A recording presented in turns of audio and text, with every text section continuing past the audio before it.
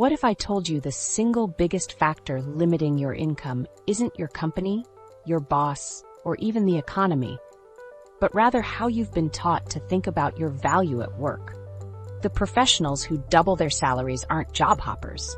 They're strategic value creators. By the end of this video, you'll know exactly how to implement the 4-pillar strategy that transforms ordinary employees into income multipliers. I'm not just sharing theory. I'm giving you the exact 90-day roadmap my clients have used to increase their compensation by an average of 78% without switching companies. The great disconnect: why your salary isn't keeping up with your value. What if I told you that most employees are producing 74% more value today than in 1979, but their wages have only grown by 9%? That's not just a random statistic. It's the shocking reality of today's workplace economy. And if you're like most professionals, you're probably on the wrong side of this equation. Let's face it, the relationship between how hard you work and how much you earn is completely broken. For decades, we've been fed this story that if you just put in the hours, deliver quality work, and wait patiently, your employer will reward you with fair compensation increases. But the data tells a completely different story. Since the late 1970s, worker productivity has skyrocketed. We're producing more, creating more value, and generating more revenue per employee than ever before in history. Technologies have made us more efficient. Education has made us more capable, and modern business practices have streamlined our output. By every objective measure, the average employee today is a productivity powerhouse compared to workers of previous generations. Yet something strange happened along the way. While productivity shot up by 74%, the actual compensation for all this extra value has only increased by a measly 9% in real terms. That's not even keeping pace with the cost of living in most major cities. Meanwhile, executive compensation has increased by over 1,000% during this same period. See the problem? This isn't just some academic observation. It's the reason why, despite working harder and smarter than ever, you might still be struggling to build wealth. The economic model that once connected hard work to fair pay has fundamentally changed, but nobody updated the career advice we all received. And here's where it gets even more interesting. During this same period, corporate profits have hit all-time highs. In 2022 alone, Fortune 500 companies reported $1.79 trillion in profits. The money exists. Companies are swimming in cash and shareholder returns, but the average employee isn't seeing their fair share of this prosperity. You might be thinking this just means companies are greedy, but that's only part of the story. The truth is more nuanced and actually gives you an incredible opportunity. Most companies will gladly pay dramatically more to employees who can demonstrate their specific, measurable contribution to these profits. The real problem isn't that companies don't have money to pay you more. It's that most employees never clearly demonstrate how their work connects to the bottom line. They've never learned to quantify their value in a way that makes increased compensation an obvious business decision rather than a favor. Think about it this way. If you knew with certainty that paying you an extra $50,000 would generate $200,000 in new revenue or cost savings, would you approve that raise? Of course you would. It's simple math. Now flip it around. That's exactly how companies think about compensation. The difference is that most employees never make this case clearly. Here's a shocking statistic that explains why traditional raises are keeping you underpaid. The average annual raise barely keeps pace with inflation, hovering around 3 to 5%. But employees who strategically position their value often negotiate increases of 20%, 30%, or even 50% at the same companies with the same managers under the same budget constraints that supposedly limit everyone else. The disconnect between productivity and compensation isn't just a problem, it's also the biggest opportunity of your career. Because once you understand how to position yourself on the right side of this equation, you can capture significantly more of the value you're already creating. That's why I've developed a 4-pillar framework that completely changes the game. It's a systematic approach to demonstrating, documenting, and leveraging your value in ways that make substantial compensation increases almost inevitable. And the best part is that it doesn't require changing companies, getting promoted, or even working more hours. The salary ceiling myth: why most people believe they're maxed out. The invisible ceiling most people create in their mind might be the biggest thing holding back your earning potential right now. But before I reveal this framework, we need to address a psychological barrier that's keeping most people trapped at their current salary level. Would you believe that two employees sitting next to each other, doing identical jobs at the same company, could have a salary difference of 40% or more? This isn't rare. It happens constantly across industries, departments, and roles. Here's what most people don't realize. The salary bands you believe are rigid and unchangeable are actually far more flexible than companies want you to think. You've probably told yourself things like, "That's just what this position pays," or "I've reached the top of my pay grade," or "Everyone at my level makes about the same." These beliefs seem reasonable, but they're actually part of a convenient narrative that benefits employers far more than it benefits you. Let's tackle this salary ceiling myth head-on. The reality is shocking. Approximately 70% of employees never negotiate their salaries. They simply accept the first offer that lands on the table. That's a staggering number of professionals leaving thousands of dollars behind because they believe their compensation is predetermined by some immovable corporate structure. But HR departments typically structure compensation bands with much wider ranges than most employees realize. What looks like a narrow band from the outside often has considerable flexibility built in. Flexibility that's specifically designed to accommodate varying levels of value, performance, and negotiation skills. The difference between the bottom and top of these ranges? Often 30 to 50% or more. I've seen this firsthand with clients who discovered colleagues in identical positions were earning dramatically more simply because they approached their value differently. One marketing coordinator was shocked to learn her desk mate made nearly $20,000 more annually despite having the same job title, responsibilities, and even less experience. The difference wasn't skills or output. It was how one positioned their value and negotiated accordingly. The psychology behind this self-limitation is fascinating. Many of us developed our relationship with money during childhood, absorbing beliefs from parents who may have grown up in different economic circumstances. We internalize messages about what we deserve or what's appropriate to ask for. We worry about seeming greedy or unreasonable. We fear rejection or damaging relationships with our managers. These psychological barriers create a powerful, self-limiting cycle. You believe your salary is capped, so you don't ask for more. Because you don't ask for more, your salary remains capped. Not by company policy, but by your own expectations. This mindset is compounded by the traditional job description trap. When you define your value strictly by your job title and official responsibilities, you create an artificial ceiling on your earning potential. Your job description becomes a cage rather than a starting point. What separates average earners from top earners isn't just performance. It's their fundamental approach to how they view their relationship with their employer. Average earners see themselves as employees fulfilling a role. Top earners see themselves as value creators solving problems, regardless of what their job description says. Think about this. Your company likely has no problem paying external consultants 2 or 3 times your salary to solve specific problems. The difference? Consultants aren't constrained by job descriptions or salary bands. They're valued based on the problems they solve and the results they deliver.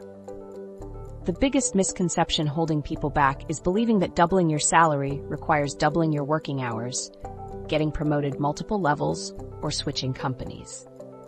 None of these are true. What actually determines your compensation ceiling isn't your job title or company policy. It's how effectively you create, document, communicate, and leverage the value you bring. I've worked with hundreds of professionals who've broken through their self-imposed salary ceilings without working more hours or changing their job titles. The key difference was shifting from an employee mindset to a value creator mindset. This fundamental shift is what opens the door to compensation possibilities you likely haven't even considered. The value perception formula: how companies actually decide what you're worth. While most professionals obsess over job titles and responsibilities when negotiating pay, they're actually targeting the smallest slice of the compensation pie. The shocking truth is that two people with identical job titles can have a 40% salary difference based on something called perceived value, a hidden formula companies use that has nothing to do with your job description. Let me break this down in a way that might change everything about how you approach your next salary conversation. Your job title and responsibilities actually account for less than 40% of what determines your compensation. Read that again. Less than 40%. The majority of what you're paid comes from factors many employees never even think about. This creates an enormous gap between what I call role value and perceived value. Role value is simply what the company believes the position is worth in the market. It's the baseline salary range for your job title. Perceived value, on the other hand, is what you specifically are worth to the organization, and this is where the real money is hiding. When executives and managers make decisions about pay increases, they're looking at three key factors that most employees aren't even aware of. They're evaluating your individual performance metrics, considering the overall financial health of the company, and analyzing market compensation trends. These metrics help them assess not just your role, but your unique contributions to the organization. Here's where things get interesting. Traditional performance reviews are notoriously bad at measuring the metrics that actually matter for compensation. While your manager might be checking boxes about whether you completed all your assigned tasks, the executives deciding your pay are asking completely different questions. How does this person contribute to revenue generation? What cost savings have they created? How do they help mitigate risks? Let me give you a real example. I worked with two software engineers at the same tech company with identical job titles. On paper, they had the same responsibilities, similar experience levels, and both received meets expectations on their performance reviews. Yet one was earning 35% more than the other. The difference? The higher-paid engineer had positioned herself as the go-to problem solver for high-visibility client issues. While her job description didn't require this, she consistently demonstrated value in areas the executives cared about most: customer retention and upselling opportunities. The gap between role value and perceived value is why so many talented professionals are unconsciously leaving money on the table. It's not because companies can't afford to pay you more. It's because you haven't effectively communicated your unique contributions in ways that resonate with decision makers. You're applying for raises based on your job description when you should be negotiating based on your specific impact on business outcomes. This discrepancy happens because employees often fail to communicate their unique contributions effectively. They walk into compensation discussions armed with information about what their job should pay, according to salary websites, when they should be walking in with quantifiable evidence of how they've impacted the company's bottom line. Understanding the difference between role value and perceived value is crucial if you want to maximize your earnings. The key is learning to quantify your contributions in terms that resonate with management. This means directly linking your work to measurable business outcomes, showing exactly how your efforts translate to dollars earned or saved. Think about it this way. Would you rather pay someone for the hours they work or for the problems they solve? Companies will always pay a premium for problem solvers, risk reducers, and revenue generators, regardless of what their job descriptions say. What's truly exciting is that once you understand this hidden formula, you can strategically position yourself to dramatically increase your perceived value without working longer hours or changing your job title. This is exactly what my 4-pillar strategy is designed to help you do, and in the next sections, I'll walk you through each step of this process. The 4-pillar strategy, your roadmap to income multiplication. You might think extraordinary salary growth only happens to employees who switch companies or have exceptional luck, but the reality is far more systematic. The difference between getting a meager annual raise and securing a game-changing income boost at your current job comes down to a deliberate strategy. While most employees passively wait for recognition, a select few are implementing a four-pillar approach that transforms them from ordinary team members into irreplaceable assets worth investing in.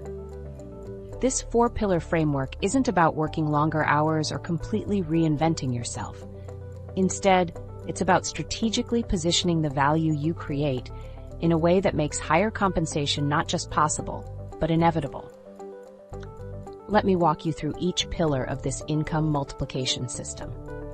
Pillar 1 is skill stacking, the strategic combination of complementary abilities that creates unique solutions no specialist can provide alone. Unlike the traditional approach of mastering a single skill, skill stacking creates exponential value through the intersection of multiple competencies. For example, when a marketing professional adds data analytics capabilities to their toolkit, they can develop targeted campaigns that generate measurable results, making them significantly more valuable than colleagues with isolated expertise. Pillar 2 is value amplification, the process of creating and measuring tangible impacts that directly affect company objectives. This isn't about being busy or completing tasks. It's about generating outcomes that influence revenue, reduce costs, or mitigate risks.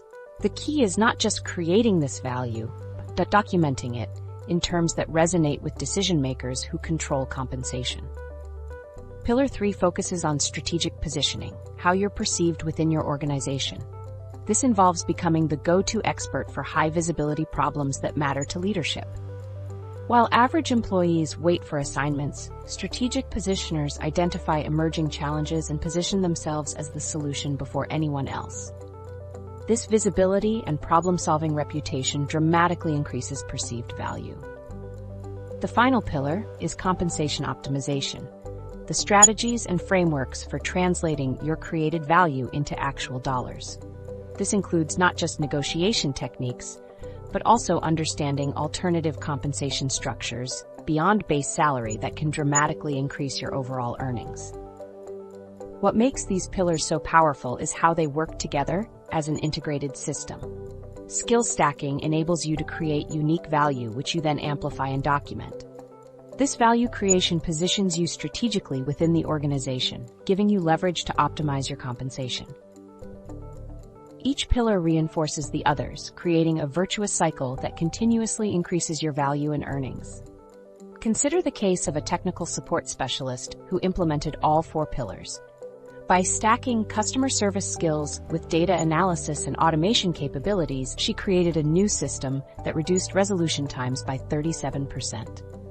After documenting this impact and positioning herself as an efficiency expert, she negotiated not just a substantial salary increase, but also a performance bonus tied directly to continued improvements.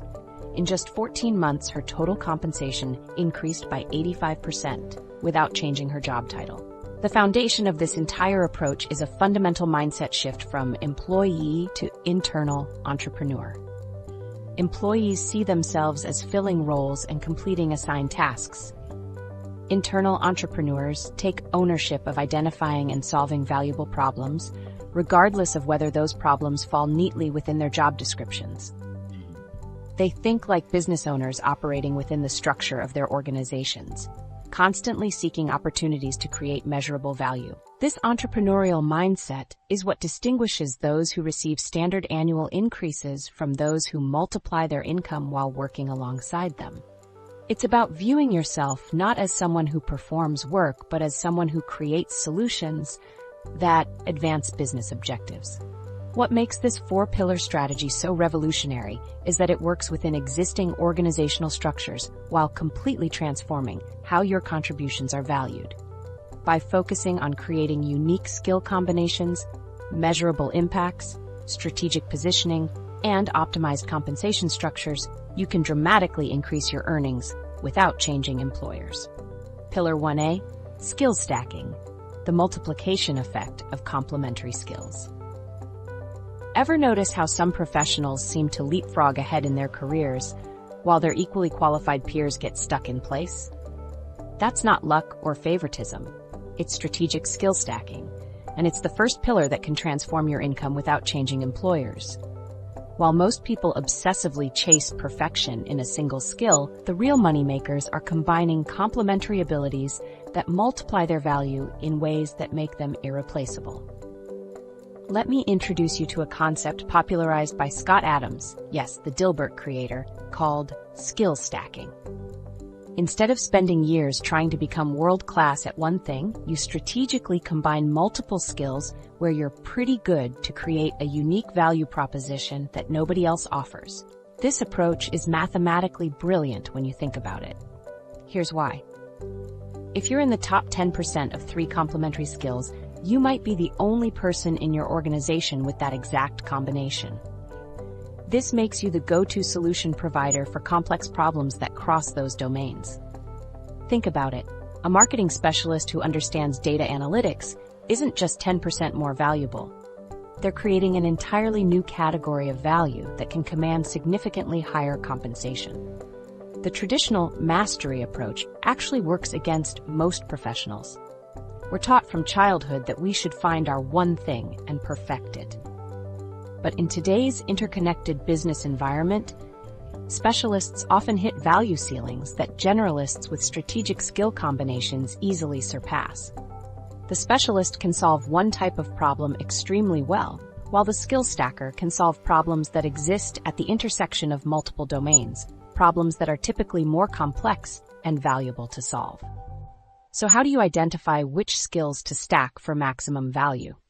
Look for complementary abilities that create a multiplier effect, rather than just adding to your toolkit. The formula involves finding skills that 1. Naturally complement your current expertise, 2.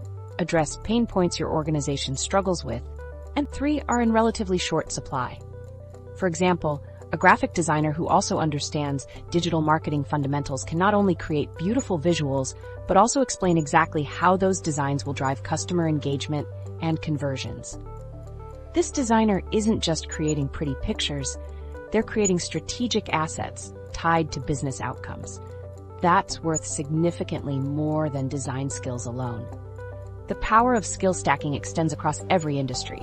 A software developer with psychology knowledge can create user interfaces that people intuitively understand and enjoy using. A financial analyst who communicates complex ideas in simple, compelling ways becomes the person executives want in every important meeting. A project manager who understands both technical requirements and business strategy becomes the bridge between different departments. What makes skill stacking so powerful is that it allows you to solve problems that specialists can't tackle alone. When a marketing challenge requires technical understanding, or an engineering project needs customer insight, the skill stacker becomes indispensable. As one professional who increased their compensation by 300% explained, "I wasn't the best marketer or the best analyst, but I was the only person who could translate between those two worlds and implement solutions that required both skill sets." The beauty of this approach is that you don't need to master everything. You just need to be good enough in each area to see connections and solutions that others miss. This is how skill stacking can make you 3 times more valuable to your employer almost overnight. You're not just adding skills, you're Pillar 1B, rapid skill acquisition, becoming valuable faster than everyone else. While most people are spending years trying to master new skills, there's a powerful shortcut hiding in plain sight.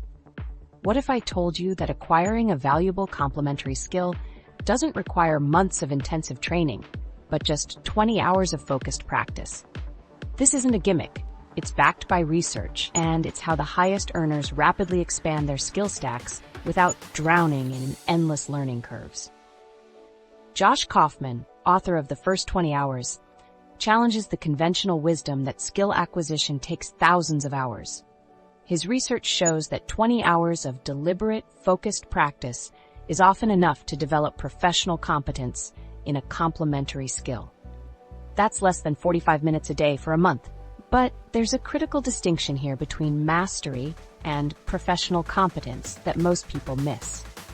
When it comes to skill stacking, you don't need to be a world-class expert in every skill. You just need to be good enough to create valuable connections between different areas. Most professionals waste time trying to master skills completely when they only need the most impactful portions to see career results. This is where the 80-20 principle comes into play. Also known as the Pareto principle, it suggests that roughly 80% of the results come from just 20% of the effort. Applied to skill development, this means you can identify the vital 20% of a skill that will give you 80% of the career-boosting benefits. Instead of learning everything about data analytics, for example, you can focus specifically on the elements that complement your existing marketing expertise. But how exactly do you implement this rapid skill acquisition approach? Kaufman outlines a systematic framework that starts with deconstructing the skill into its core components. Instead of trying to learn public speaking as one massive skill, break it down into specific elements like structure, delivery, and audience engagement.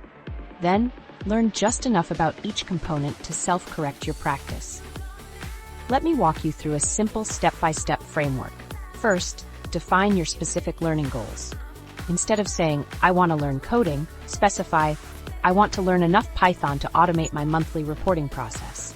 This targeted approach ensures you're learning exactly what will create value, not just accumulating knowledge.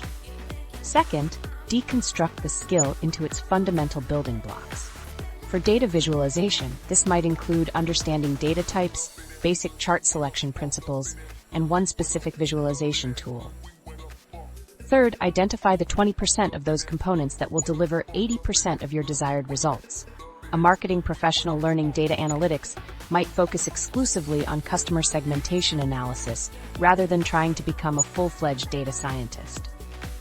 Fourth, set up deliberate practice sessions. The key here is to practice the actual skill application, not just consume information about it. This is where most skill acquisition attempts fail. Too much passive learning, not enough active application. Fifth, create accountability and integration into your daily work. Look for opportunities to immediately apply what you're learning to real projects. This not only reinforces the skill, but also demonstrates its value to others. One particularly effective strategy is learning sprints, short, intensive periods of skill development focused on immediate application. A software developer in our research implemented this approach to quickly learn project management skills. Rather than taking a 6-month course, they learned the core principles in just 3 weeks of focused practice while managing a small team project. This combination of coding and leadership skills helped them transition into a management role, significantly increasing their income. Another acceleration technique is to leverage online resources strategically. Don't try to consume everything. Instead, find resources that focus specifically on the application of the skill in your context. One marketing professional used this targeted approach to learn just enough data analytics to enhance their campaign strategies, which ultimately led to a substantial salary increase. Pillar 2A, value amplification, creating measurable impact that can't be ignored. Skills alone won't double your paycheck. Even the most impressive toolkit means nothing if nobody notices its value. While most professionals focus on building capabilities, those who dramatically increase their earnings know a powerful secret. It's not what you do, it's the measurable impact you create that truly matters. Take Jamie, a junior data analyst who secured a 70% salary bump in just 6 months. Did she work longer hours than her peers? No. Did she have superior technical skills? Not particularly. Her breakthrough came when she stopped measuring her contributions by hours worked or tasks completed, and instead focused on creating quantifiable business impact. This highlights the fundamental difference between being busy and creating value. Companies don't reward activity, they reward results. Jamie shifted from sending regular reports that simply tracked metrics to developing insights that directly influenced business decisions, saving her department over $200,000 annually through process improvements she identified through data analysis. Value amplification is the art of creating measurable business impact that translates directly to the company's bottom line. This means moving beyond completing assigned tasks to actively identifying opportunities where your skills can solve meaningful business problems. There are 3 primary categories of business impact that executives care about: revenue generation, cost reduction and risk mitigation. Revenue generation involves directly contributing to new sales, improving customer retention, or enhancing product offerings. Cost reduction focuses on improving efficiency, eliminating waste, or streamlining processes. Risk mitigation addresses potential threats to the business, whether legal, operational, or reputational. The most effective way to quantify your contributions is through concrete numbers. For instance, instead of saying you implemented a new email marketing strategy, specify that your approach increased open rates by 25% and generated $75,000 in additional revenue. This quantification transforms vague contributions into tangible value that managers can't ignore. A powerful example of this comes from a product manager who implemented a simple change to a smart thermostat's marketing materials. By highlighting that the $100 device could save customers $1,000 over 4 years, he created a compelling value proposition that boosted sales by 35%. When negotiating his compensation, he didn't just talk about the clever marketing update, he pointed directly to the revenue increase his idea generated. To identify high-impact projects, start by understanding your organization's strategic priorities. What keeps your executives up at night? What metrics appear most frequently in company communications? Which initiatives receive the most resources and attention? Aligning your efforts with these priorities ensures your contributions address what matters most to decision-makers. Next, assess where your unique skill combination can create the greatest impact on these priorities. A customer service representative with data analysis skills might discover patterns in customer complaints that lead to product improvements, reducing returns and increasing satisfaction. An executive assistant with project management capabilities might streamline meeting processes, saving leadership teams valuable time that translates to thousands in productivity gains. When quantifying your contributions, focus on before and after comparisons. Document the baseline metrics before your intervention, implement your solution, then measure the improvement. This approach creates irrefutable evidence of your impact, turning subjective perceptions into objective facts. Remember that timing is crucial in value amplification. Companies value different metrics at different stages of development. A startup might prioritize growth metrics and customer acquisition, while a mature company might focus more on efficiency and profitability. Understanding this context helps you target your efforts toward what the organization values most right now. The metrics that instantly increase your perceived value to management are those that directly tie to financial outcomes: increased revenue, decreased costs, improved efficiency, and enhanced customer retention. For instance, a marketing manager who documented a 30% increase in leads and a 15% boost in revenue from a campaign successfully negotiated a 10% salary increase, triple the company's standard annual raise. Pillar 2B, value documentation, building your internal value portfolio. That marketing manager didn't just get lucky with her salary bump, she had a secret weapon the rest of us are missing. While you're busy creating tremendous value for your company, there's a shocking truth nobody tells you. Your brilliant work has a dangerously short half-life in your manager's memory. By the time your annual review rolls around, that game-changing project from 6 months ago might as well never have happened. Think about it.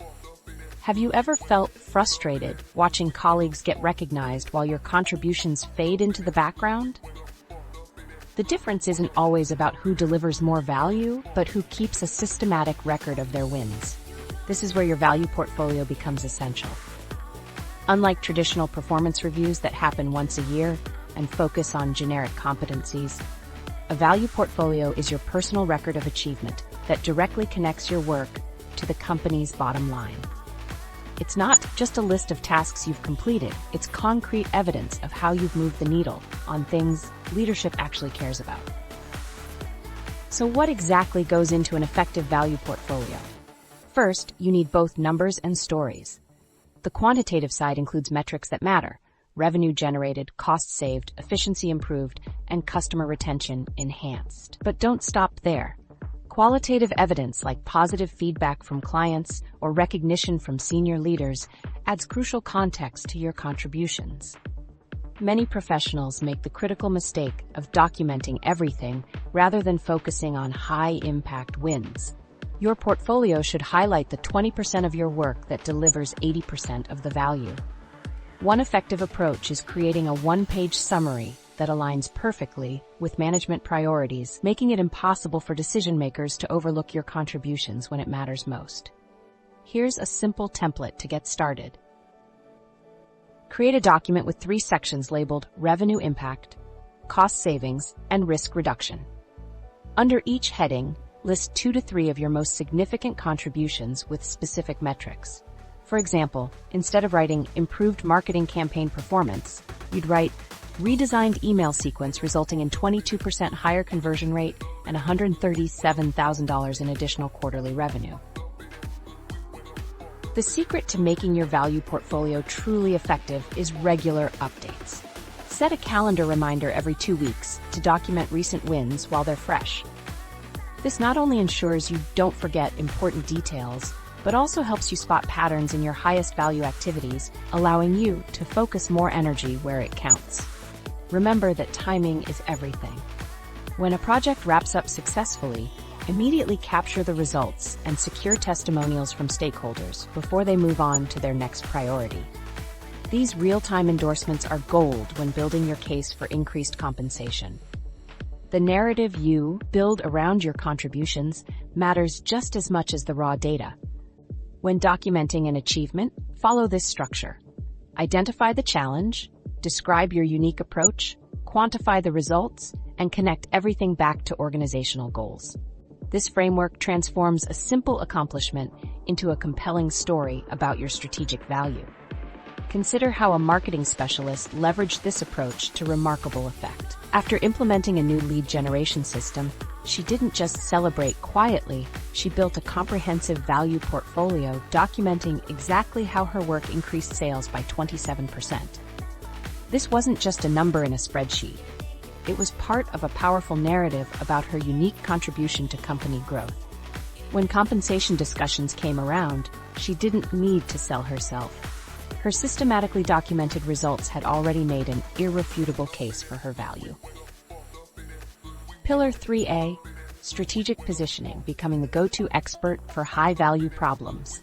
Having a value portfolio establishes what you've already accomplished, but the real salary multipliers come from controlling which problems you get to solve next. Ever notice how certain colleagues always seem to be working on the most important initiatives, while others with similar qualifications handle routine work? The difference isn't skill, it's strategic positioning. And it might be the most underrated career superpower you're not using. Strategic positioning isn't about waiting around hoping someone notices your talents. It's about deliberately placing yourself at the intersection of your abilities and your organization's most pressing needs. While most employees passively wait to be assigned work, strategic positioners actively identify and solve high-visibility problems that leadership actually cares about. Let me explain what I call the zone of maximum value, that sweet spot where your unique skills directly address critical business priorities. This isn't just about being good at your job. It's about ensuring your talents are directed toward problems that keep decision-makers up at night. When you operate in this zone, your perceived value skyrockets because you're not just completing tasks, you're solving strategic challenges. So how do you find this magical zone? Start by becoming hyper-aware of emerging priorities within your organization. Listen closely during leadership meetings. Read company-wide communications with a detective's eye and pay attention to recurring themes in executive discussions. The problems mentioned repeatedly by leadership, especially those tied to revenue goals, cost concerns, or competitive threats, are your golden opportunities. Once you've identified high-priority challenges, assess how your specific skill combination could offer unique solutions. Remember, the goal isn't to tackle every problem, but to focus on those where your particular skill stack gives you an edge. This selectivity is crucial. By carefully choosing which challenges to address, you control how your value is perceived. Now comes the strategic part. Proactively position yourself as the solution before anyone else does. This might mean creating a brief proposal outlining your approach to a problem you've identified, or simply scheduling a conversation with the relevant stakeholder to share your insights. The key is moving from reactive problem solving to proactive problem identification. But becoming the go-to expert isn't just about what you know, it's about creating a powerful niche identity within your organization. Instead of being a general marketing person, become the early years sleep expert in your field. The more specific your expertise, the more confidently you can offer solutions, and the more memorable you become to decision makers. Building internal visibility requires consistent demonstration of your knowledge. Share relevant industry insights in meetings, create valuable internal content, and consistently deliver results on projects aligned with your chosen positioning. Each success reinforces your reputation as the person who solves particular types of problems. Here's a practical framework for establishing yourself as the go-to expert within 90 days. Month 1. Identify your specific expertise area and start networking with leaders in your field. Follow thought leaders, subscribe to industry publications, and immerse yourself in the latest trends related to your chosen niche. Month 2. Begin creating content that showcases your expertise. This could be as simple as writing detailed analysis emails after completing projects, or developing internal resources that help others understand complex issues in your area. Volunteer for projects that align with your positioning strategy. Month 3. Actively seek opportunities to apply your expertise to high-visibility problems. Look for emerging issues before they become widely recognized and proactively propose solutions. Take on mentorship or coaching roles that reinforce your expert status while expanding your network. What's fascinating is how quickly this approach can transform your perceived value. Case studies consistently show that employees who strategically position themselves for advancement do so by targeting high-visibility projects that align with both their skills and organizational priorities. They don't wait for permission, they create opportunities. The beauty of strategic positioning is that it creates a virtuous cycle. As you solve important problems, more high-value opportunities come your way. As you tackle more significant challenges, your expertise deepens. As your expertise deepens, your compensation leverage strengthens. This isn't about manipulating perceptions. It's about genuinely increasing your value by directing your talents where they matter most. Pillar 3B, strategic relationship building, creating your internal champion network. That virtuous cycle of strategic positioning we just discussed is powerful. But here's something most professionals overlook. Who's positioning you when you're not in the room? You might be surprised to learn that 68% of substantial raises are influenced by someone other than your direct manager. That's right. Your compensation future often depends more on people you rarely think about than the boss you're trying so hard to impress. I call this your internal champion network. And neglecting it is like trying to win a political campaign without any supporters. You can be the most qualified candidate in the world, but without people advocating for you behind closed doors, your value remains invisible where it matters most. Most professionals make a critical mistake. They pour all their energy into impressing just one person, their direct supervisor. They assume the organizational chart accurately represents how compensation decisions flow. But in reality, influence networks operate completely differently than what those neat little boxes and lines suggest. Think about it. When executives gather to discuss talent and compensation, who speaks up about your contributions when you're not there? If the answer is no one, you've identified a serious gap in your advancement strategy. Let's break down the 3 types of internal relationships that directly impact your compensation. First, there are the decision makers, those with actual authority to approve raises and promotions. These aren't always who you think. While your manager likely has input, final decisions often require approval from people several levels up or in completely different departments. Second, we have influencers, the respected voices that shape opinions.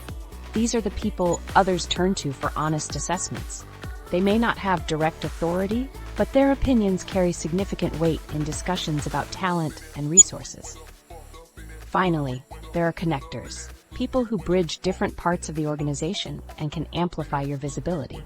They may not have formal power, but they control information flow and can ensure your name comes up in the right conversations. To map this influence network effectively, start with the formal organizational chart, but don't stop there. Pay attention during meetings. Who gets deferred to even when they're not the highest-ranking person in the room? Who seems to know what's happening across different departments? These informal observations often reveal the true influence patterns. Building relationships with these key players requires a thoughtful approach. This isn't about manipulation or brown-nosing. Authentic connections are built through genuine value exchange. Start by identifying how your work can make their objectives easier to achieve. Perhaps your data analysis skills could help an influential director demonstrate their department's success more effectively, or your project management expertise could help a VP deliver a critical initiative on time. When approaching these relationships, focus on consistency rather than intensity. Brief, regular interactions build stronger connections than infrequent, lengthy meetings.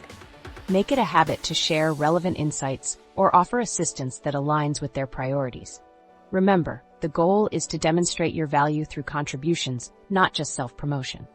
The real magic happens when these relationships transform into active advocacy. This requires thoughtful communication about your contributions and aspirations. Regularly update your network about your impact in ways that highlight how your work advances their objectives too.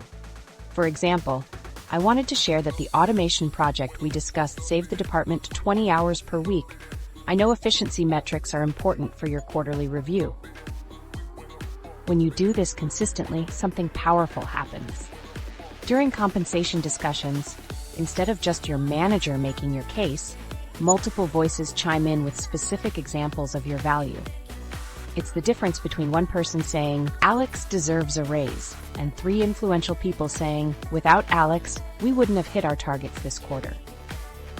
The positioning mistake that keeps talented professionals stuck at entry-level salaries is operating in isolation, being the hidden gem that nobody knows about. Your extraordinary work becomes ordinary if it lacks visibility among those who influence compensation decisions. No matter how impressive your portfolio of achievements, if it doesn't reach the right audience, your compensation growth remains limited. Pillar 4A, compensation negotiation. The value-based approach to salary discussions. Building visibility is only half the battle. Knowing how to convert that recognition into compensation is where most professionals completely miss the mark. What's the difference between someone who documents their achievements and someone who doubles their salary using those same accomplishments? It comes down to mastering the art of value-based negotiation, a completely different approach that transforms how companies view your worth. Let me tell you about Alex, a software developer who secured an 85% salary increase at a company that supposedly had strict salary bands. When HR initially told her, "We simply can't go above the midpoint for your level," she didn't argue or get defensive. Instead, she completely reframed the conversation around the $340,000 her automation project had saved the company that year. Within 3 weeks, HR miraculously found room in those rigid bands. This highlights why traditional negotiation tactics fail in corporate environments. Most salary discussions focus on the wrong elements: industry averages, standard raises, or what feels fair. These approaches trigger defensive responses from employers who feel pressured rather than partnered with. Value-based negotiation flips this dynamic by centering the conversation on the business impact you've created. Timing is absolutely critical for these discussions. Here's a shocking truth. Annual performance reviews are actually the worst time to negotiate compensation. By then, budgets are already finalized and your manager is juggling multiple team members' evaluations. Instead, initiate these conversations 1 to 3 months before annual review cycles when budgets are still flexible. Another prime opportunity is immediately following a significant win or successful project completion when your value is most visible. The conversation framework that transforms these discussions has 4 key components. First, lay the groundwork by scheduling a dedicated meeting specifically about your contributions and growth. Never ambush your manager. Second, lead with appreciation for the opportunity to create value, not with demands. Third, present your specific quantified contributions using the value portfolio you've built. Finally, propose a collaborative path forward rather than issuing ultimatums. Let's look at what this sounds like in practice. Instead of saying, "I deserve a raise because I've been here for 2 years," try, "I've been reflecting on the $137,000 in additional revenue my email campaign generated last quarter. I'd like to discuss how my compensation can better align with the value I'm creating for the team." Notice how this approach frames the discussion as a partnership rather than a confrontation. This is where your champion network becomes invaluable. Before these conversations, activate your network by sharing your recent wins. As Harvard instructor Emily Epstein emphasizes, negotiation starts at the point of hire and can significantly affect long-term salary outcomes. When multiple respected voices have already acknowledged your contributions, your manager feels supported in advocating for your increase. Your value documentation provides the evidence that transforms vague contributions into concrete business impact. When negotiating, frame your achievements in terms of the tangible value you've delivered. For example, quantifying how your process improvements increased revenue or reduced costs strengthens your case far more than simply stating you worked hard. Of course, you'll face resistance. It's part of the process. When you hear the budget is already set, respond with, "I understand budget constraints. Could we discuss a phased approach where my compensation increases over the next 2 quarters to reflect my contributions?" When faced with, "We can't make exceptions," try, "I appreciate consistency is important. Looking at the unique value I've created through specific example, would it make sense to explore creating a specialized role that acknowledges these additional responsibilities?" The negotiation framework that transforms an average review into a substantial raise is the Impact Solution Partnership approach. Document your impact with specific metrics, propose a solution that aligns your compensation with your value, and position everything as a partnership, where Pillar 4B, alternative compensation structures, beyond the base salary. What if the secret to substantially increasing your income isn't getting a bigger paycheck at all? While most professionals fixate on squeezing out a few extra percentage points in salary negotiations, they're completely overlooking alternative compensation structures that could potentially double their effective income without their company spending a single additional dollar on base salary. Let's face it, most of us have been trained to think about compensation as just one number, our annual salary. But this tunnel vision is leaving serious money on the table. The most financially savvy professionals understand that base salary is just one piece of a much larger compensation puzzle. Performance bonuses might be the most straightforward alternative compensation structure, but they're just the beginning. These bonuses directly reward you for achieving specific outcomes, creating a win-win where both you and your company benefit from your success. When structured properly, performance-based pay can dramatically increase your total compensation while also motivating you to deliver your best work. Equity compensation has become particularly prevalent in the tech sector, where software engineers regularly receive equity grants worth 75 to 150% of their base salary. Think about that. By negotiating for equity, you could effectively double your compensation package while creating less resistance from employers than asking for the equivalent amount in cash. Even better, equity often comes with favorable tax treatment and the potential for significant upside if the company grows. Profit sharing is another powerful alternative that many employees never consider. When you help increase company profits, why not negotiate for a small percentage of that upside? This creates perfect alignment between your efforts and the company's goals, while potentially generating substantial income beyond your regular paycheck. But here's where things get really interesting. You can create custom compensation arrangements tailored to your specific contributions. For example, if you develop a new marketing campaign that generates measurable revenue, why not propose receiving a small percentage of that revenue stream? Or, if you implement a cost-saving measure, suggest splitting the savings with the company for the first year.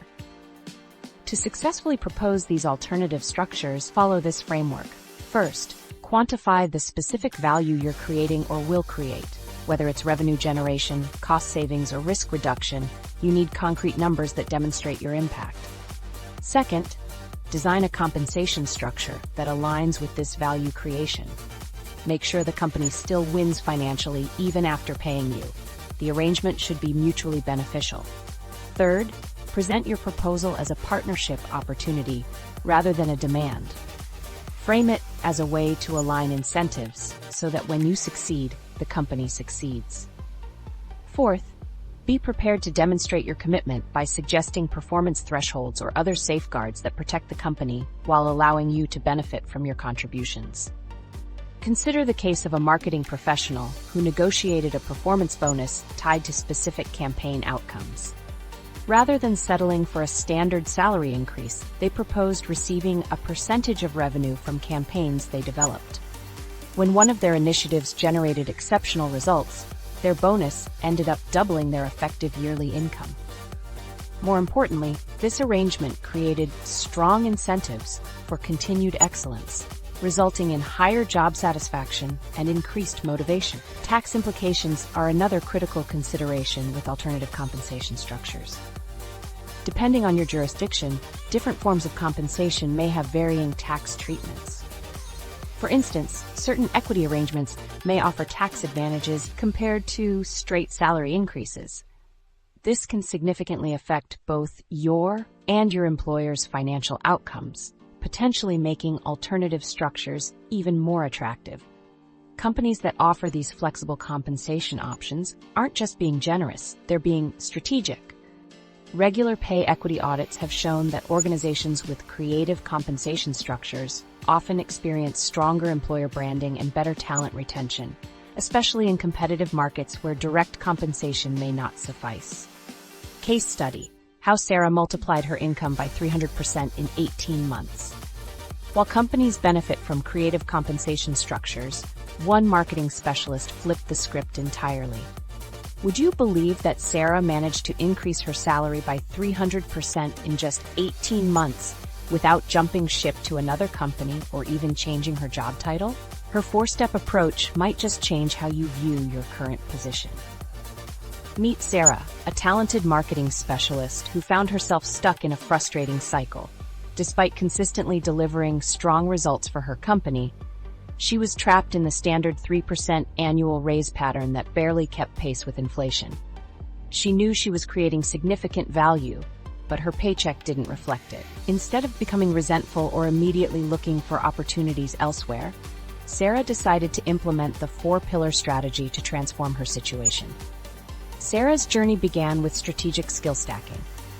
Looking at her marketing role, she identified 2 complementary skills that would create a unique value proposition: data analytics and automation. While her colleagues focused solely on creative marketing campaigns, Sarah invested 45 minutes each day for a month to develop proficiency in these technical areas. She wasn't aiming for mastery, just enough competence to apply these skills to marketing challenges. This combination proved incredibly powerful.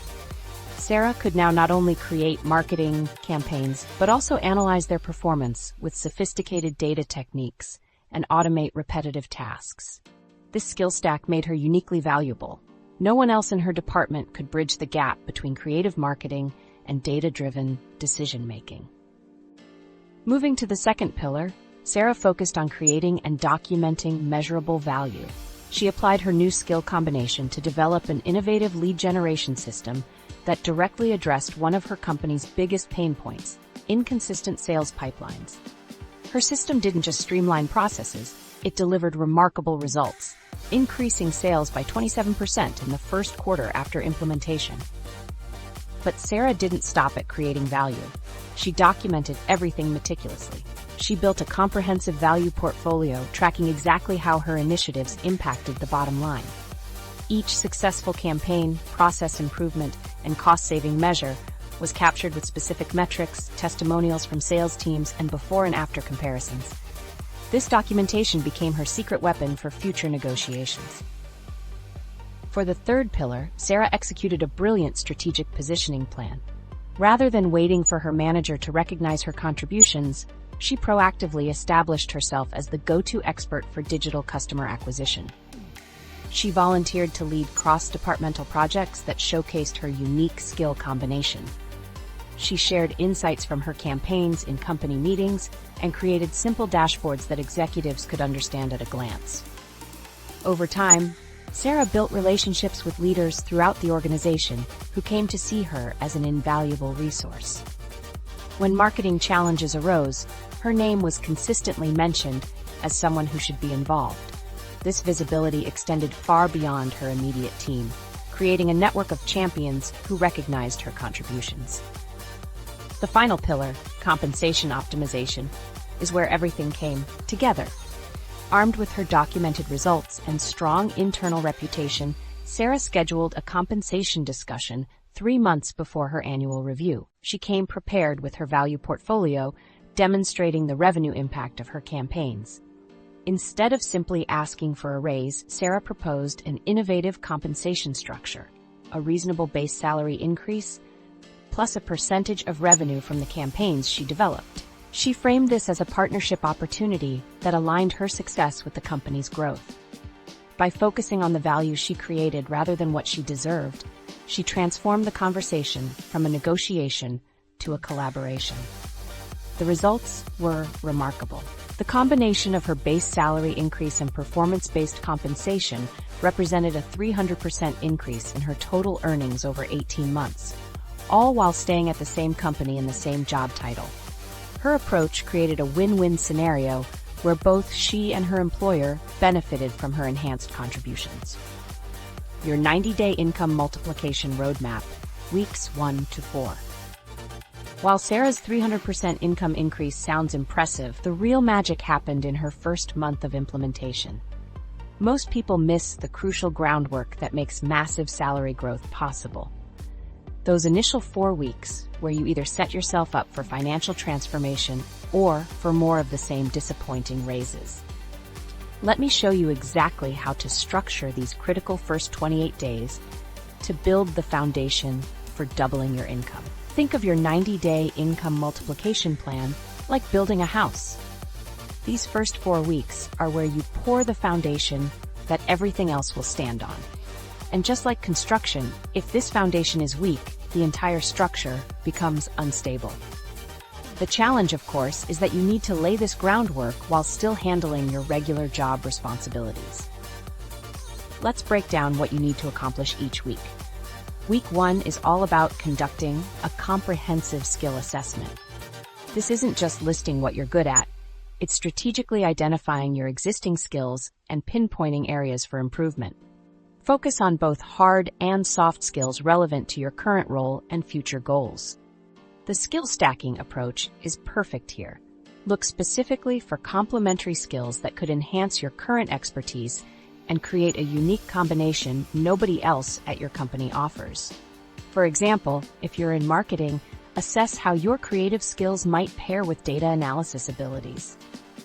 If you're in customer service, evaluate how your people skills might combine with process improvement knowledge. Document everything, rating your proficiency levels honestly, then highlight the gaps that, if filled, would create the most powerful skill combination. In week 2, you'll conduct a value audit. Most people dramatically underestimate the value they're already creating because they haven't properly documented it. Start by listing every project you've completed in the past 6 months, then translate each one into business impact. This means quantifying your contributions in 3 key areas: revenue generation, cost savings, and risk mitigation. Did your process improvement save the team 10 hours a week?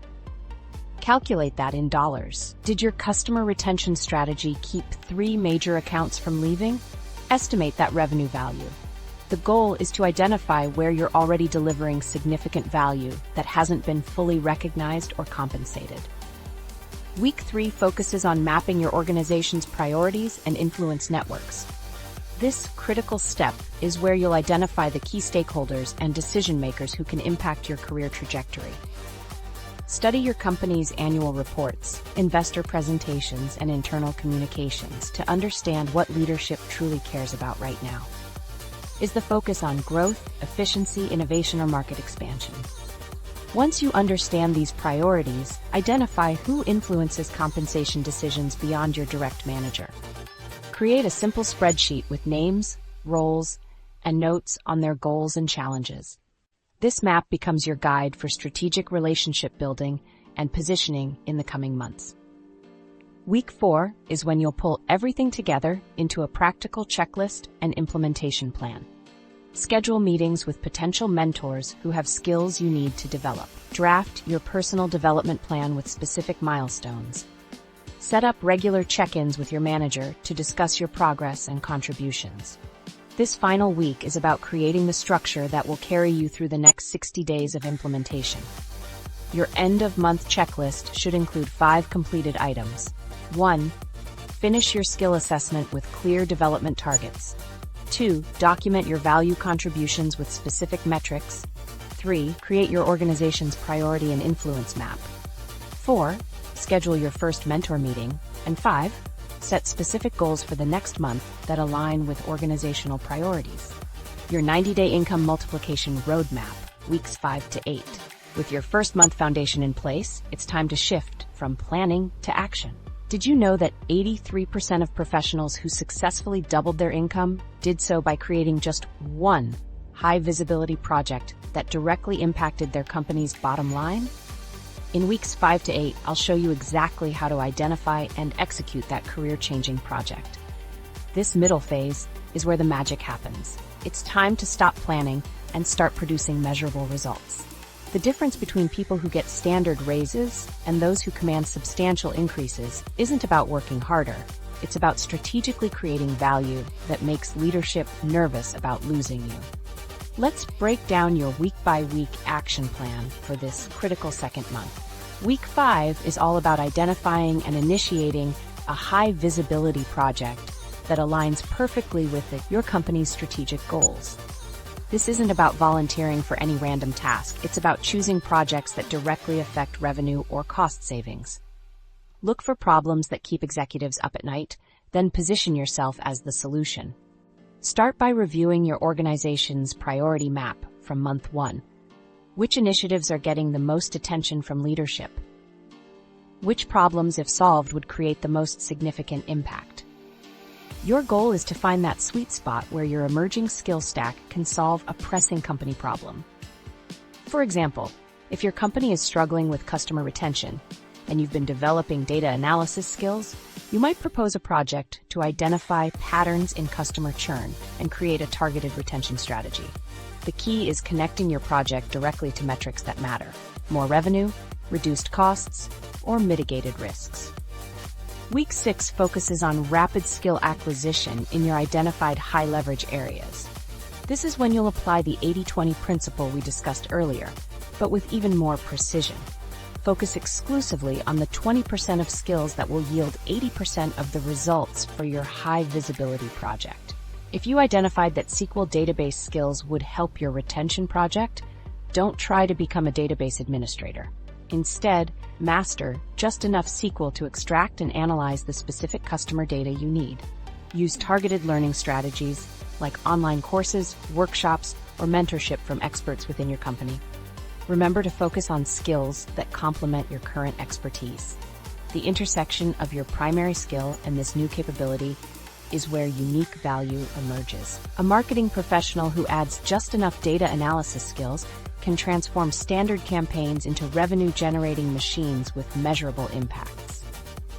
Week 7 is crucial. This is when you'll start documenting your contributions meticulously.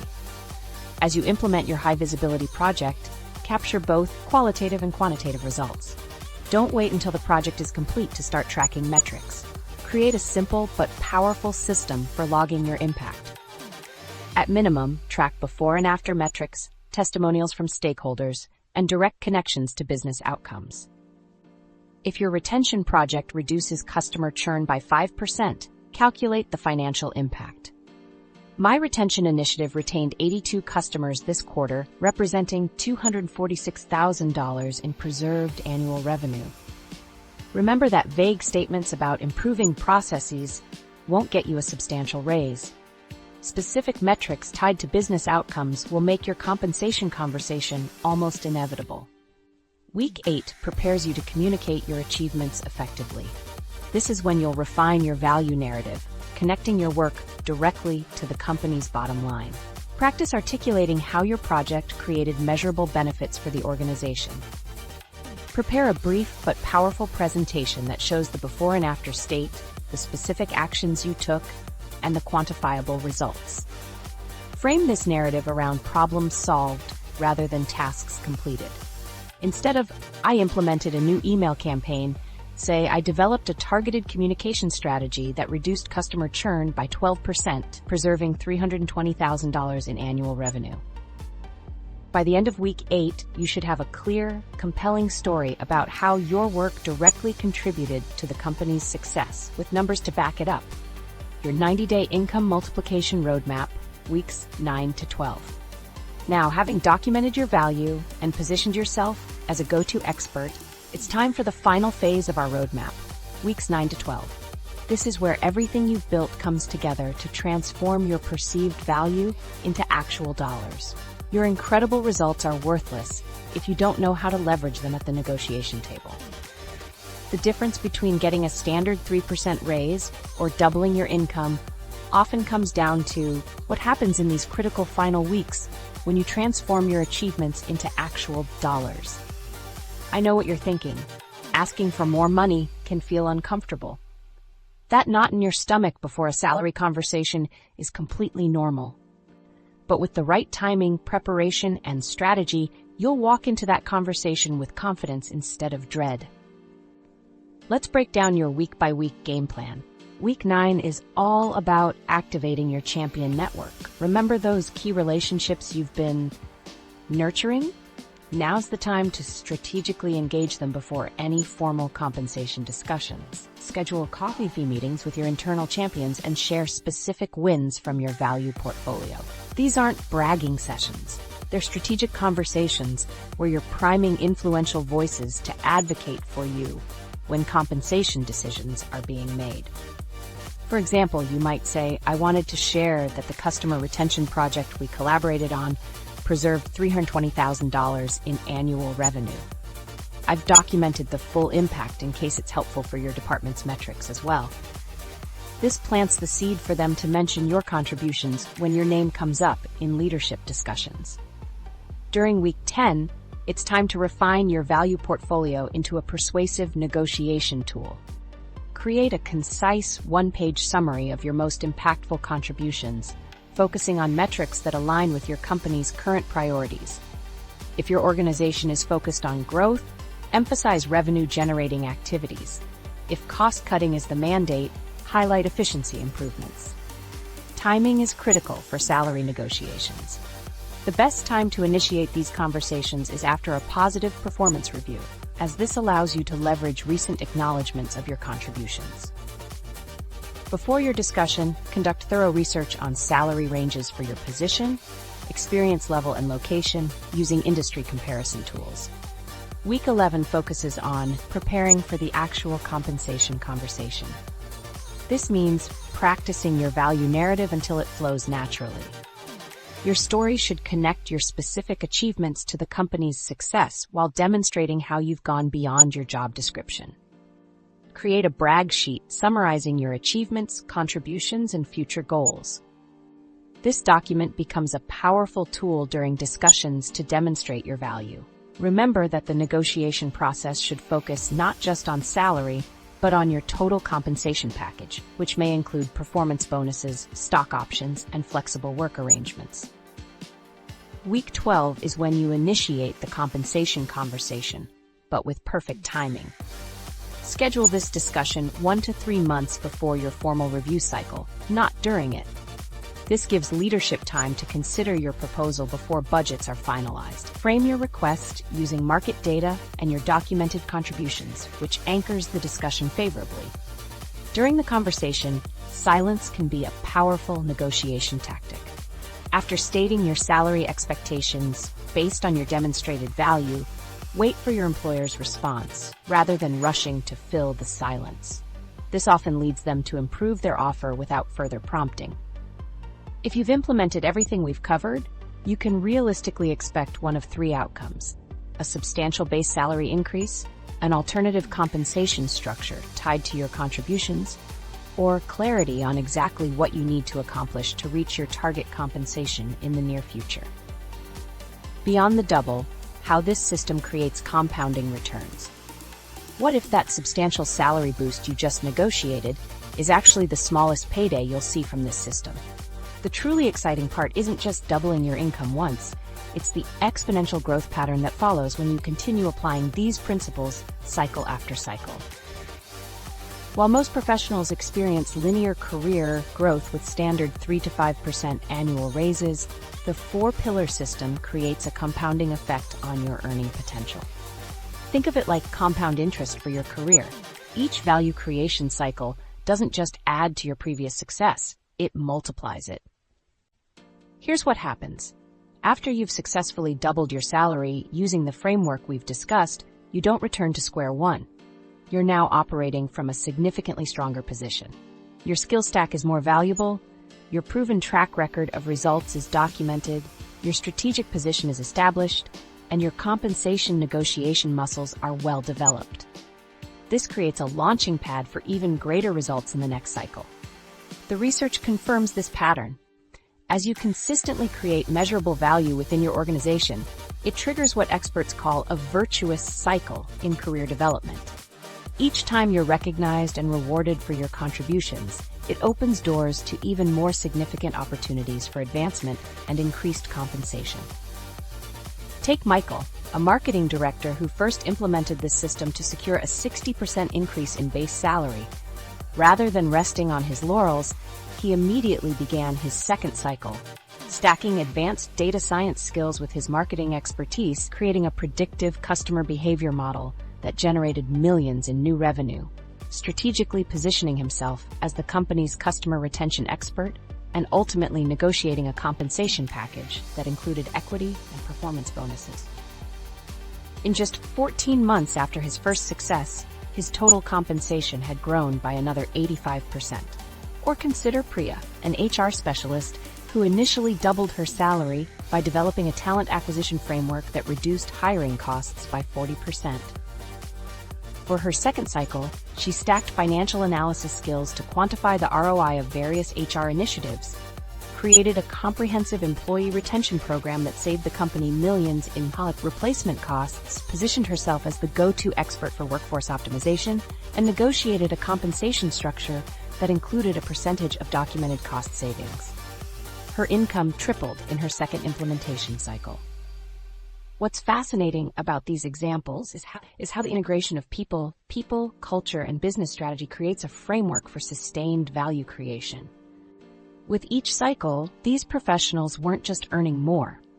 They were fundamentally transforming how their organizations operated, creating compounding returns for both themselves and their employers. The mindset shift becomes permanent too. Once you've experienced the power of strategic value creation and negotiated compensation based on your actual contributions rather than job titles, you can never go back to thinking like a traditional employee. You start seeing opportunities everywhere, inefficiencies that could be fixed, revenue streams that could be optimized, problems waiting to be solved. This entrepreneurial lens transforms your entire career trajectory. Many professionals report that by their third implementation cycle, they're no longer even thinking about raises in the traditional sense. Instead, they're architecting entirely new compensation models that reflect their unique value creation capabilities. Some negotiate for equity stakes in special projects they spearhead. Others create internal entrepreneurship arrangements where they receive a percentage of new revenue generated, and some even transition into advisory roles where they can leverage their expertise across multiple divisions. The journey to becoming a recognized authority in your field leads to this exponential growth in opportunities and compensation. As you establish yourself as a thought leader who consistently delivers measurable value, your market value increases significantly with each cycle. Your success becomes self-reinforcing. The more value you create and document, the more opportunities you attract to create even greater value. Is there a ceiling? Theoretically, yes, but in practice, most professionals never come close to reaching it.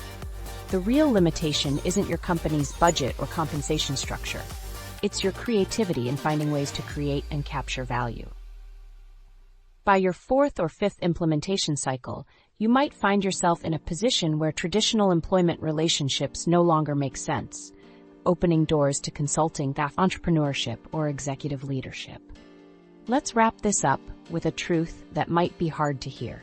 The only real limit to your income isn't your company's budget, your boss's perception, or even the economy. The research is clear. Professionals who actively negotiate their salaries earn an average of $5,000 more at the start, potentially creating $1 million difference in lifetime earnings.